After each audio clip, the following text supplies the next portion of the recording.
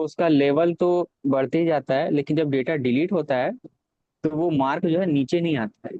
जैसे मान लीजिए किसी टेबल में हम डेटा इंसर्ट कर रहे हैं, तो वो टेबल तो किसी टेबल स्पेस में है, और उस टेबल स्पेस के अंदर क्या है, डेटा फाइल है ना। तो वो ग्रो करता जाएगा 20 GB, 21 GB, 22 GB, 30 GB।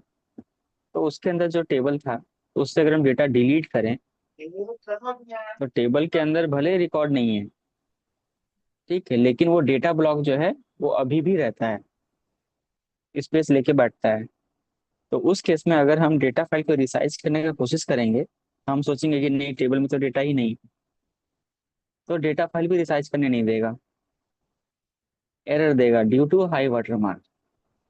तो किसी डेटा फाइल का क्या हाई वाटर मार्क गया है, उसको चेक करने का क्वेरी है। हाई वाटर मार्क का क्वेरी है, अगर इसको हम चलाएंगे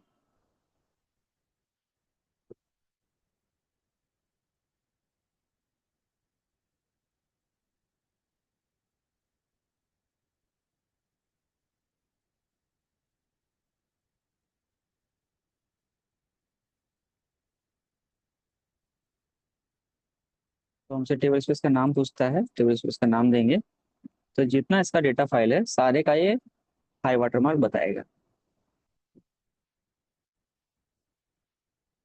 फिलहाल एक ही डेटा फाइल है, तो इसका क्या बोल रहे हैं कि बासठ। इसका टोटल साइज कहाँ गया, ये देखिए, टोटल है 140, जिसमें से जो हाई वाटर मार्क है वो 62 MB तक ही गया है, ठीक है। और ये दोनों को मिला के इसका निकलता है यूज साइज, जो है कहाँ, अभी इसका यूज साइज दिखा रहा है 64। तो 64 से के नीचे 2 MB ही और सिंक हो पाएगा, यानी 62.62, यानी 63 MB ही इसके अंदर जो डेटा फाइल है उसको हम रिसाइज कर पाएंगे। अगर इसका हम साइज देखें, दो डेटा फाइल है, इसका हाई वाटर मार्क इसलिए नहीं दिखा रहा है क्योंकि इसका हाई वाटर मार्क ग्रो किया ही नहीं, इसके अंदर कंटेंट है ही नहीं, तो इसको हम लोग ध्यान नहीं, ठीक है। करंट 130 दिखा रहा है, इसमें एक्चुअल में कहाँ तक डेटा गया है, 62.625 MB तक गया है। अगर हम इसके नीचे इसको रिसाइज करने का अगर हम कोशिश करेंगे ना, तो एरर आएगा।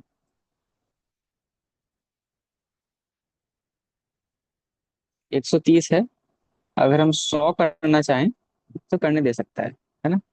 इस जैसे हम साइज बढ़ा सकते हैं, वैसे हम किसी डेटा फाइल का साइज घटा भी सकते हैं अगर उसमें डेटा नहीं है तो। 100 हो गया। यहाँ हम देखें कि हाई वाटर मार्क 62.62 पे, मतलब 63 पे है। हम ना 60 करने का कोशिश करते हैं, देखिए क्या एरर आएगा।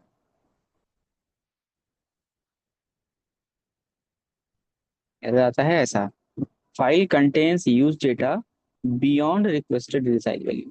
मतलब फाइल के अंदर जितना हम साइज को छोटा करने का कोशिश कर रहे हैं, उससे ज्यादा तो उसमें डेटा है, तो उतना छोटा नहीं कर सकते। तो जब भी ऐसा एरर आता है और हम किसी फाइल को और छोटा करना चाहते हैं, मतलब उसको श्रिंक करना चाहते हैं, उस केस में हमको उस डेटा फाइल का पहले हाई वाटर मार्क देखना पड़ता है कि एक्चुअल में उसमें डेटा कहाँ तक है, वहीं तक हम कर सकते हैं।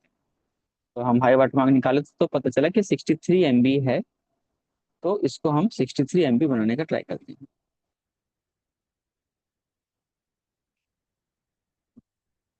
तो देखिए 63 MB करने दे दिया,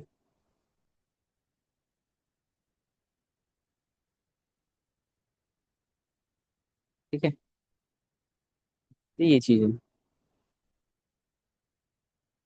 यही अगर हम कल तो हमने ट्रंकेट कर दिए थे, अगर हम लोग डिलीट के बाद देखते हैं ना, तो ये जो हाई वाटर मार्क 63 MB दिखा रहा है, ये 100 ही दिखाता, क्योंकि ब्लॉक फ्री हुआ ही नहीं था।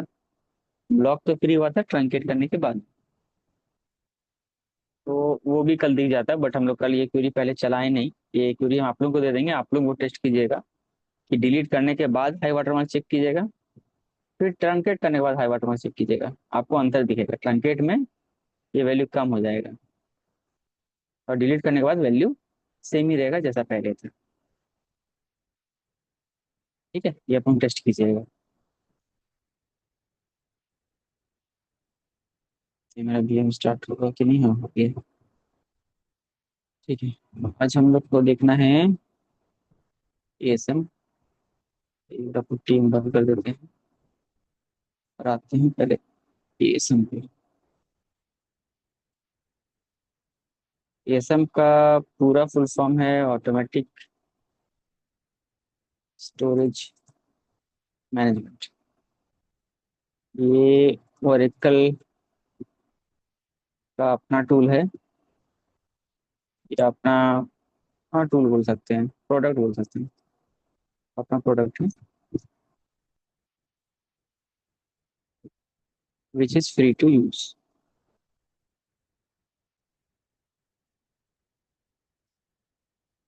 किसी भी ओरेकल डीबी के साथ में ओरेकल एएसएम को यूज कर सकते हैं। नाम से ही लग रहा है ये स्टोरेज मैनेजमेंट या स्टोरेज को मैनेज करने के लिए प्रोडक्ट है। इसका जरूरत क्यों पड़ा? तो देखने वाला बात एक ये है, इसके लिए हमको ओएस में वापस लौटना पड़ेगा। हम आ गए ओएस पे। मेरा डेटा कहाँ है? इन फाइल सिस्टम्स में है। चाहे वो मेरा डेटाबेस का सॉफ्टवेयर हो या मेरा डेटा हो। जैसे मेरा सॉफ्टवेयर जो है यहाँ इंस्टॉल है, मेरा डीबी का सॉफ्टवेयर इधर इंस्टॉल है, मेरा डीबी का डेटा इसमें है।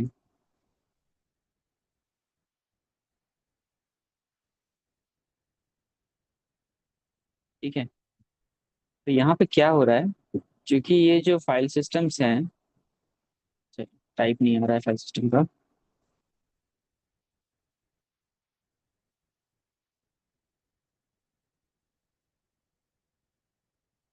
ये सब जो टाइप्स है, ये सब इसका फॉर्मेट का टाइप है। जैसे विंडोज में दिखता है ना। अच्छा, यहाँ नहीं दिख रहा है। अगर हम डिस्क मैनेजमेंट खोलते हैं,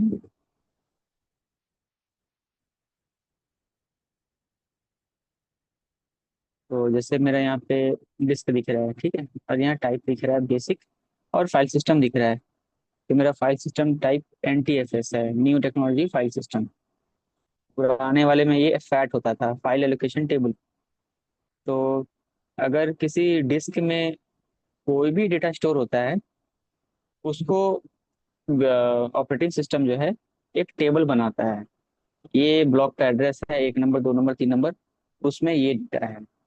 तो जब डेटा ढूंढने का बारी आता है, तो उसी टेबल को पढ़ के वो उस डेटा को एक्सेस करता है।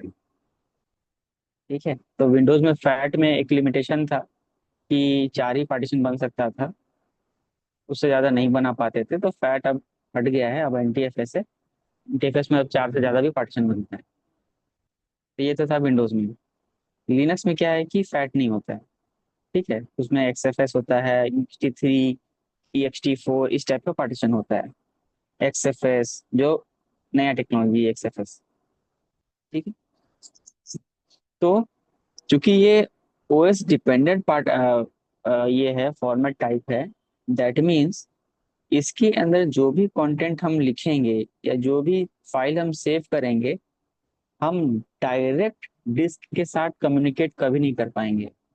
मतलब अगर हम गए एक फाइल बनाने के लिए सर्वर में, वी किए कुछ भी abc.txt, वो फाइल जब सेव होगा तो वो एक लेयर है। यहाँ पे मतलब हम लोग हैं, यहाँ हमारा फाइल क्रिएट हुआ, बीच में ओएस है, देन बीच में मेरा स्टोरेज है। कुछ ऐसा हो रहा है, हम कुछ भी करेंगे तो बीच में ओएस इंटरवेन करेगा। इसीलिए देखिए, हम लोग वैसा वैसा फाइल हम लोग स्टोर नहीं कर सकते जो विंडोज सपोर्ट ही नहीं करता, या वैसा फाइल हम पढ़ नहीं सकते जो विंडोज सपोर्ट ही नहीं करता, क्योंकि विंडोज उसको इंटरप्रेट कर ही नहीं पा रहा जो ओएस है हमारा। सेम चीज लिनक्स में भी होता है, क्योंकि स्टोरेज और हमारे बीच में ओएस है। ओएस डायरेक्टली स्टोरेज से बात करता है, हम लोग डायरेक्टली नहीं बात कर सकते।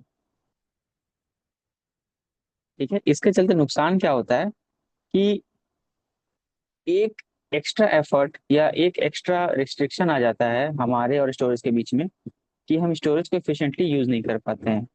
बीच में ओएस अड़ंगा डालता है। तो ओरेकल इसी चीज को फाइंड आउट किया, और ओरेकल बोला कि नहीं, एक ऐसा प्रोडक्ट बनाया जाए जिसमें ओरेकल डीबी और स्टोरेज के बीच में ओएस आए ही ना। हम डायरेक्ट डिस्क का ब्लॉक को डायरेक्ट यूज कर सके। ठीक है। तो उसके लिए ओरेकल बोला एक प्रोडक्ट बनाते हैं स्टोरेज मैनेजमेंट के लिए, जिसका नाम वो दे दिया एएसएम। इसमें क्या होता है, हमारा डीबी है, बीच में एएसएम है, देन हमारा डिस्क है। ओएस है ही नहीं, ओएस को बाईपास कर देता है एएसएम। उसको कोई मतलब नहीं सर्वर में क्या ओएस चल रहा है। इससे फायदा ये हुआ, ओरेकल को डिस्क पे बेटर कंट्रोल मिला। ओरेकल डिस्क को अपने हिसाब से फॉर्मेट कर सकता है, जिस फॉर्मेट में वो फास्ट काम करे। अपने हिसाब से उसमें डेटा स्टोर, अपने हिसाब से डेटा उसमें रीड वो कर सकता है ओरेकल को। दूसरा फायदा, इसमें कोई भी डिस्क को मैनेज करने के लिए हमको सिस्टम एडमिन का जरूरत पड़ता था, नया डिस्क ऐड करने के लिए डाउन टाइम का भी जरूरत पड़ता था पुराने सिस्टम्स में। अगर कोई नया डिस्क ऐड करना है या एग्जिस्टिंग फाइल सिस्टम है, जैसे ये 10 GB का है, तभी ये 100% भर गया है, 78 MB सिर्फ खाली है, इसमें अगर और स्पेस बढ़ाना है तो इसमें जो चल रहा है एप्लीकेशन उसको डाउन करना पड़ता था। तब ओएस टीम इसमें स्पेस ऐड करता था, देन हम एप्लीकेशन अप करते थे एक डाउन टाइम। ये समय वो झमेला ही नहीं है। अगर डिस्क भरने लगा ऑनलाइन, उसमें एक नया डिस्क हम लोग ऐड कर सकते हैं, कोई डाउन टाइम नहीं। ऐसा बहुत सारा फीचर था। क्या क्या फीचर था? एक तो है ऑनलाइन डिस्क ऐड या remove, then load balance, then mirroring. Mirroring, ठीक है। ऑनलाइन डिस्क ऐड रिमूव हम क्यों लिखे? जैसे हम डिस्क उसमें ऐड कर सकते हैं ऑनलाइन, इसको एक्सेल में समझाएंगे तो ज्यादा समझ में आएगा।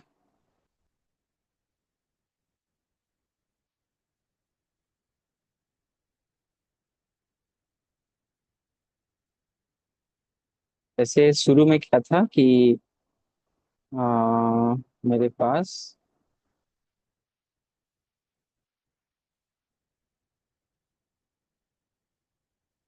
इतना डेटा था,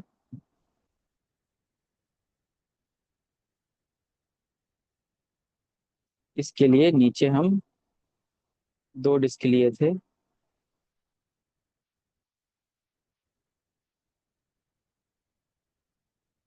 एक ये डिस्क है, एक ये डिस्क है।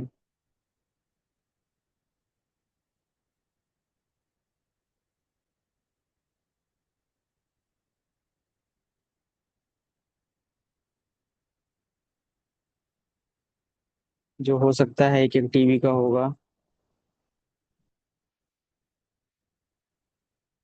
ठीक है।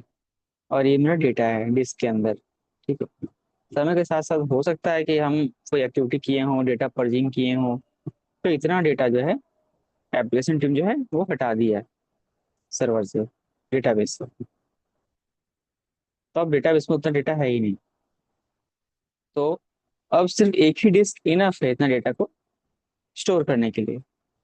उस केस में क्या होता है, ओएस टीम जो है, अगर मेरा नॉर्मल फाइल सिस्टम होता, ऐसा फाइल सिस्टम होता, इससे अगर डिस्क निकालने का नौबत आता तो डाउन टाइम लगता, प्लस शायद वो निकालना संभव भी नहीं है।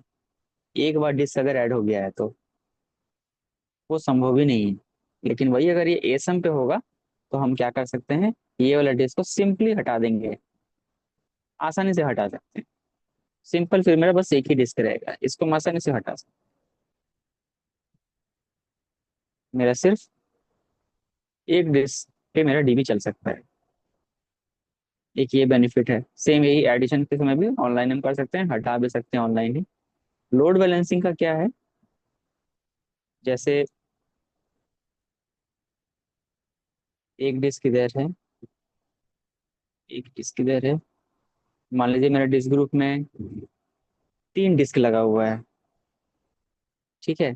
तो ऑरेकल क्या करता है, तीनों डिस्क में, मान लीजिए 3 टीबी हो गया, 1 2 3 टीबी हुआ तो 3 टीबी का मेरा स्पेस हो गया, 3 डिस्क का। तो अगर मान लीजिए इसमें डेटा सिर्फ 500 जीबी ही स्टोर करना है, तो किसी एक डिस्क में 500 जीबी नहीं जाएगा।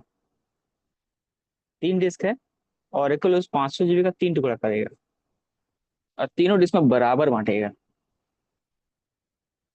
ताकि किसी एक डिस्क में लोड ना जाए। जब भी रीड राइट ऑपरेशन हो, चूंकि पूरा डेटा जो है तीनों में बराबर बांटा हुआ है, कुछ डेटा इधर से रीड हो, कुछ इधर से रीड हो, कुछ इधर से रीड हो, तो जो इनपुट आउटपुट ऑपरेशन होगा उसका लोड किसी एक डिस्क पे नहीं पड़ेगा, तीनों पे बराबर पड़ेगा। ठीक है, तो ये भैया लोड लेकिन बैलेंसिंग उसमें है। तो ये बढ़ जाएगा। अगर कैसे उसको पड़ेगा? तीनों डिस्क से पढ़ना हो, तीनों डिस्क से अगर हाँ। उसको पढ़ना होगा तो हम्म। आईओ प्रोसेस तो बढ़ जाएगा मतलब। और लो, हाँ, क्योंकि वो बारी मतलब बारी तीनों में पढ़ेगा। बारी बारी नहीं पड़ेगा, पड़ेगा एक ही बार। जैसे एक एक बार में पड़ेगा, पैरेलली पड़ेगा, तीनों से पड़ेगा। जैसे सपोज करो कि मेरे को 10 आईओ रिक्वेस्ट करना था, अगर सारा डेटा एक ही में होता तो एक ही डिस्क का आईओ पूरा बढ़ जाता है ना, ये डिस्क फिर पूरा स्लो हो जाता बाकी यूजर्स के लिए। अभी क्या होगा, वही 10 आईओ 3 डिस्क में बढ़ जाएगा, तो एक डिस्क पे ज्यादा लोड नहीं पड़ेगा आईओ का।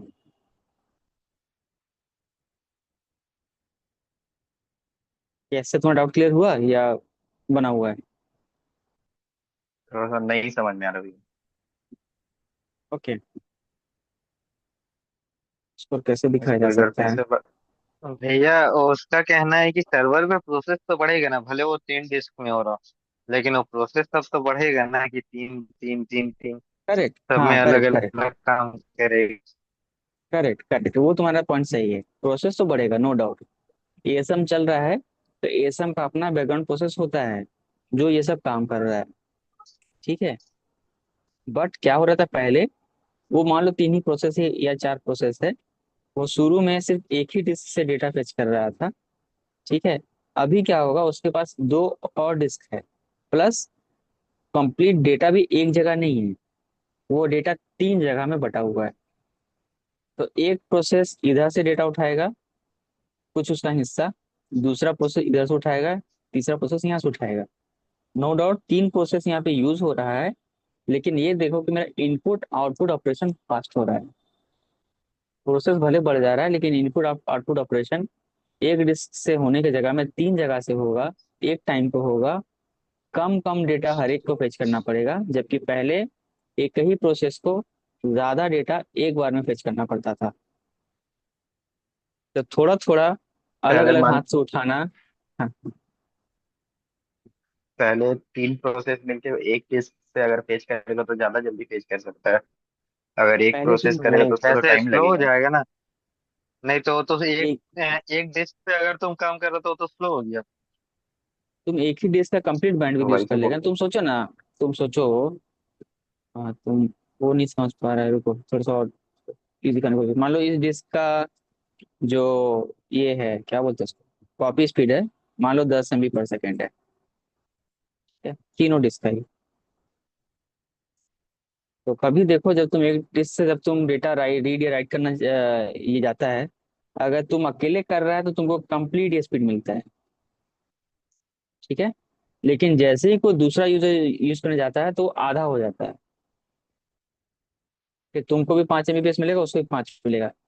एक और आ गया तो डिवाइड बाय 3, बढ़ता जाएगा, उतना डिवाइड बाय n होता जाता है।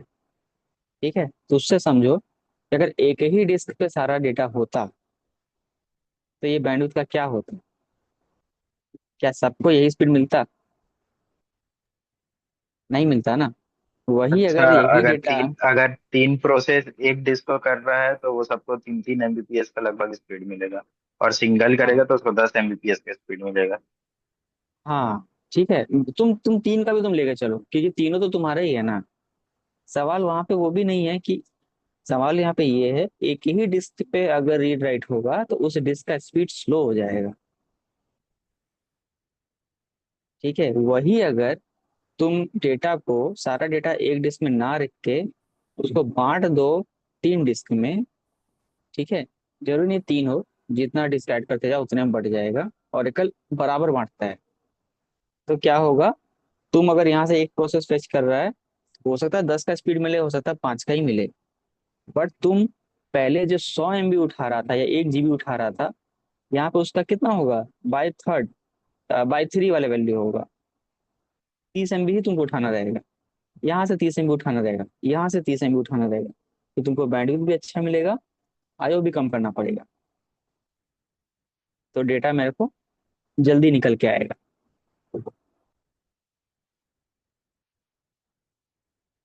ठीक है, ये है लोड बैलेंसिंग। अब इसी में आता है मिररिंग का कॉन्सेप्ट। ठीक है, इसमें मिररिंग का कॉन्सेप्ट क्या है, ऑरेकल बोलता है जैसे आप एक टीबी डिस्क ऐड किए, ठीक है, इसी का हूबहू रेप्लिका आप एक और डिस्क ऐड कर सकते हैं। तो दोनों मिला के आपको 2 टीबी यूज करने नहीं मिलेगा, मिलेगा 1 टीबी ही यूज करने। ये दोनों मिलके एक ही डिस्क को दिखाएगा, अलग 2 टीबी का डिस्क नहीं बन जाएगा, एक ही टीबी मिलेगा। जो डेटा इसमें राइट होगा, हूबहू वही डेटा इसमें राइट होगा। ये दूसरा वाला जो है, ये सिर्फ मिररिंग के लिए काम आएगा। इसका फायदा ये होगा कि अगर गलती से कोई एक डिस्क खराब हो गया, तो दूसरे डिस्क में मेरा डेटा रहेगा, या ये डिस्क फेलियर हो गया, तो इस डिस्क में मेरा डेटा रहेगा। उससे बचने ये बचने के लिए, फेलियर से बचने के लिए ओरेकल मिररिंग का कॉन्सेप्ट दिया है। ये तीन फायदा एएसएम से मिलता है। ठीक है, ये चीजें। अब मिररिंग, अब एएसएम में होता क्या है, in ASM we have disk groups. ASM में डिस्क ग्रुप्स होता है, जैसे सिंपल यहाँ पे फाइल सिस्टम है, एएसएम में डिस्क ग्रुप होता है। नाम से ही लग रहा है डिस्क ग्रुप, यानी डिस्क का ग्रुप। उसमें एक डिस्क भी हो सकता है, एक से ज्यादा भी हो सकता है, और वो डिस्क ग्रुप का नाम हम डिसाइड कर सकते हैं जब हम लोग डिस्क ग्रुप क्रिएट करते हैं। ठीक है, आमतौर पे डिस्क ग्रुप का नाम डेटा, मतलब डेटा 0 1, अगर एक डिस्क ग्रुप है तो दूसरा है तो डेटा 0 2, ऐसा ऐसा करके क्रिएट करते हैं। ठीक है, अगर हमको देखना है तो मेरा डेटाबेस शायद चालू हो गया है।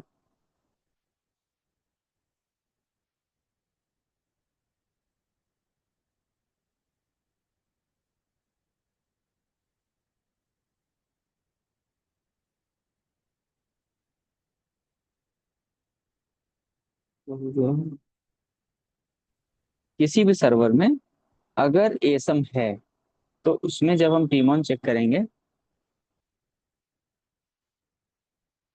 तो उसमें हमको एक एसम का इंस्टेंस दिखेगा। ठीक है, डेटाबेस दिखेगा, साथ ही साथ एक एएसएम का इंस्टेंस दिखेगा। ठीक है, यहाँ मेरा एएसएम 1 दिख रहा है, सिंपल डेटाबेस में एएसएम दिखेगा, एएसएम 1 ऐसा नहीं दिखेगा। तो ये वाला जो है, ये मेरा एएसएम का इंस्टेंस है। तो जो डिस्क को मैनेज कर रहा है वो यही वाला स्टोरेज मैनेज कर रहा है, यही वाला इंस्टेंस मैनेज कर रहा है। नोटिस कीजिए, एएसएम जो होता है वो या तो ओरेकल यूजर से चलता है, या तो एएसएम के लिए एक दूसरा यूजर बनाया जाता है। दूसरा यूजर क्यों बनाया जाता है, सिक्योरिटी रीजन। ठीक है,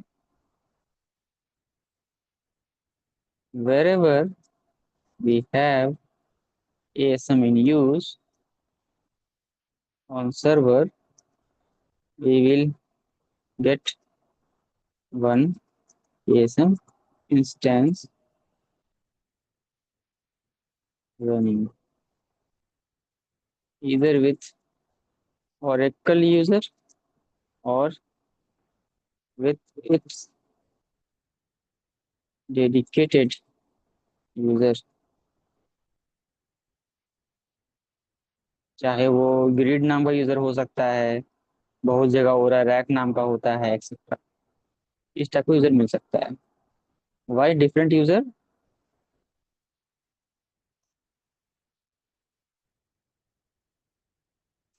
सिक्योरिटी। ठीक है, किस बात का सिक्योरिटी, तो आप लोगों को ये चीज पता होगा लिनक्स में क्या होता है, या विंडोज में भी होता है, अगर कोई फाइल राहुल क्रिएट किया है तो उस फाइल को अमन या रोहित नाम का बंदा टच नहीं कर सकता। ठीक है, इस लेवल का सिक्योरिटी होता है, सिर्फ रूट ही टच कर सकता है। लेकिन अगर रूट कोई फाइल बनाएगा फिर कोई टच नहीं कर पाएगा। ठीक है, तो एएसएम को इसीलिए उसका डेडिकेटेड यूजर दिया जाता है। इससे क्या होता है कि उसको बस वही यूजर मैनेज कर पाएगा, ताकि मान लो कोई गलती से ओरेकल से लॉगिन है, से हम ओरेकल से लॉगिन करते हैं,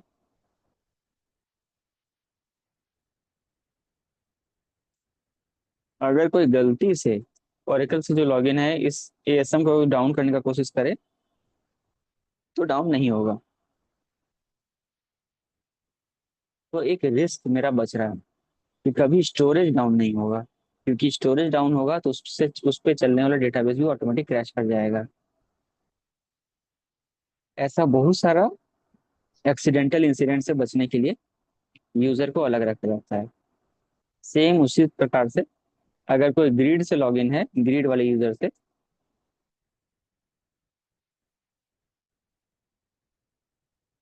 अगर कोई इससे लॉगिन है, हम ग्रिड यूजर से आ गए, अगर इससे कोई ओरेकल का प्रोसेस को किल करना चाहता है डेटाबेस को, तो ये भी नहीं कर पाएगा, क्योंकि वो ओरेकल का प्रोसेस है। तो दोनों सेपरेट हो गया, इस यूजर से सिर्फ एएसएम मैनेज होगा, उस यूजर से सिर्फ डीबी मैनेज। ठीक है, तो अगर हमको एएसएम में लॉगिन करना है तो हमको चेक करना होगा कि एएसएम किस यूजर से चल रहा है। तो चेक करेंगे तो पता चला कि एएसएम ग्रिड से चल रहा है, तो हमको ग्रिड से लॉगिन कर लेना है। यहाँ ग्रिड दिखेगा, आईडी मारेंगे ग्रिड दिखेगा। एएसएम में लॉगिन करने के लिए कमांड सिक्वल प्लस ही यूज होता है। जैसे डीबी में घुसने के लिए एस डीबी होता है, एएसएम में घुसने के लिए स्लैश एस सिस एएसएम होता है। ऐसे करेंगे, मेरा एएसएम में लॉगिन हो जाएगा। इंटरफेस देख के पूरा लगता है कि हम डीबी में ही लॉगिन किए हैं, लेकिन ऐसा नहीं है। एएसएम भी हूबहू ऐसे लॉगिन होता है। इसमें अगर हम कोई भी क्वेरी चलाएंगे तो ये नहीं चलता है, कुछ भी नहीं चलता है इसमें, क्योंकि एएसएम सिर्फ माउंट मोड में रहता है। ठीक है, उसका अपना कोई विशेष डेटा नहीं होता जैसे डेटाबेस का होता है, क्योंकि इसका काम सिर्फ स्टोरेज मैनेज करना है। तो अगर हमको अपने एएसएम का डेटाबेस का नाम देखना है तो इसमें शो पैरामीटर ये सारा चीज काम करता है। शो पैरामीटर डीबी नेम करेंगे, डीबी नेम तो दिखा रहा है प्लस एस।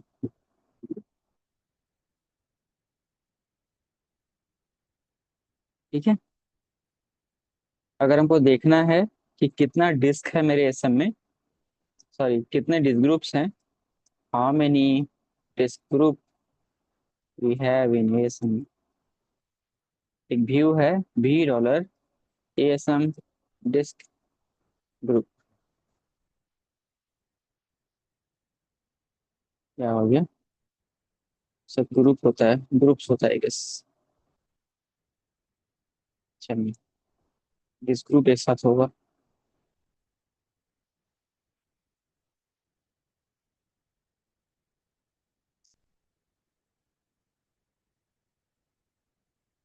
ठीक है, सेलेक्ट ग्रुप नंबर का नाम, उसका स्टेट क्या है, टाइप क्या है, कितने साइज का है, कितना खाली है,